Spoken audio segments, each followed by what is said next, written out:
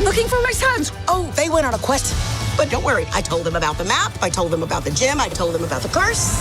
I forgot to tell them about the curse! The what? Congratulations on this movie. I love it so much. It just has all the emotions. One minute you're laughing out loud, another minute you're crying. Yes. Where does Onward rank for you guys in your incredible bodies of work as far as emotional impact in the storytelling goes?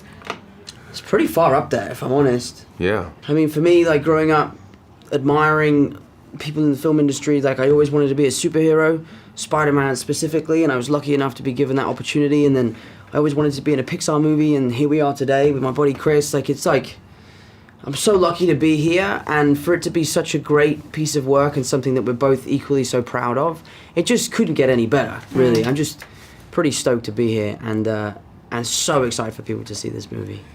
Yeah, this is a film. My brother and I grew up watching a movie called Radio Flyer, and I have a very close relationship with my older brother Cully. He's very much like Barley in this film in many ways. And every time that movie's on, we'll text each other, say, "Hey man, Radio Flyer's on. It's a tough night. Radio Flyer's on." And I love you. I just love you so much, man. I just want you to know I love you. And I feel like he doesn't really know what this movie is about, and so I'm really excited to see this movie with him, and I think it's going to be kind of like that Radio Flyer moment, because it is. It's a really moving story about brothers, and those movies just, they move me because I am a little brother, and I you know, just like you don't have to be a boy for the story of Frozen to resonate because it's between two sisters. I think anyone with a pulse is going to be moved by this story. To me, it's profoundly moving because of my relationship with my brother. What happens if your brother doesn't get it? The film ends and he's like... Here's what's gonna happen.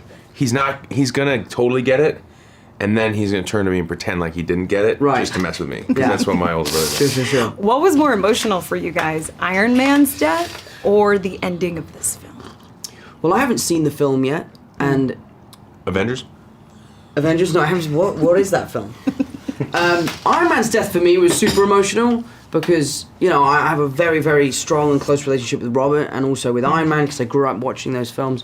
But I haven't seen this yet, so I can't really comment on it. I know what it was like when I recorded it. It was pretty emotional, and it didn't take me long to get to that place of emotion. It was very, very natural, because I was there with Dan, and I was sort of telling his story, and I felt a responsibility to do justice to him and his family. But no, I don't really know the answer to that question yet, because I haven't seen it. Which one's more emotional? They're both pretty emotional, but they're both entertaining, and I think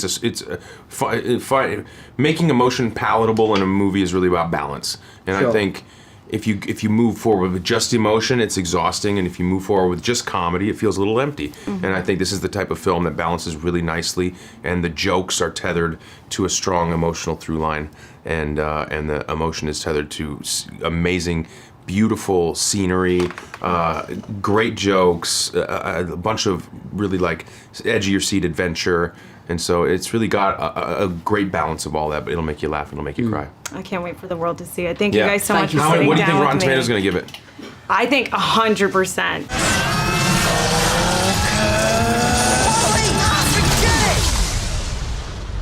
It worked! The can is huge! I wanted to ask you guys about a scene in this movie that involves a cheese puff, because it's such a funny visual, but at the same time, Barley is telling this really heartbreaking story. So why is the juxtaposition of sadness and humor so powerful? Because it's a technique that Pixar just knocks out of the park. Yeah, I mean, I think we try to do it a lot because that's how life is, you know? You're always having some... It's always when you're having some painful or emotional moment that the most ridiculous, annoying thing is happening, or the waiter comes up and interrupts and asks if you want water. I think that's one of the things I like about the fact that Dad is just pants, is it's weird and it's awkward and it's a little uncomfortable, but it's also happening in this incredibly sweet way, and I think that is what it's like to be in family, you know, to have family members. If the boys really want to meet their father, you're going to meet the good, the bad, the awkward, the weird, the uncomfortable. Yeah. We tried to do that as much as we could in this film. Exactly. There's another scene in this movie. It's a very moving moment towards the end, where the moment is sort of told from a distance through another character's eyes. What is the emotional impact and significance of a choice like that? Yeah, I mean, from the very early stages of that moment, and I appreciate that you're not saying what it is. I don't want to spoil it, but the whole time I was like, why did they do it this way? Yeah, from the very beginning we had it that way, and it's Yeah. important sometimes to, I think when you hold back on something, the audience can fill in a moment emotionally if they don't have all the information. I think that's just what I love about seeing films is when I'm denied certain things, and this moment was really important that it be seen this particular way, and really important that certain things not be heard. Right. It's tough, and I'm so happy to work at a place like Pixar where they're like, yeah, don't show that, don't let them hear. Yeah. Rather than, oh, but I want everything, I want all my cake. This is Pixar's first fantasy adventure. Why this genre to tell this story?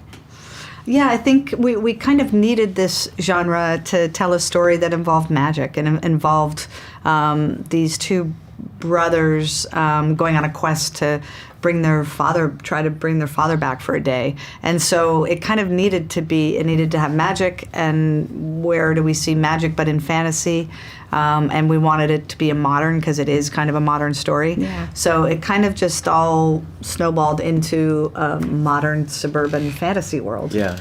And also it was just tons of fun to the world itself. It is. Yeah. So I was like, the sky's the limit. Yeah, exactly. My last question for you guys is, Dan, I know you lost your father at a young age, and that was inspiration for this film. I'm so sorry. What do you think he would have thought of this film? Oh boy, I think he would have been proud. I for no other reason than he's my dad and a parent. But no, I think he would have appreciated. Hopefully not just the sentiment I feel for him, but seeing how wonderfully my mother and brother were in raising me and helping me, and seeing how close we all were, I think would mean a lot to him.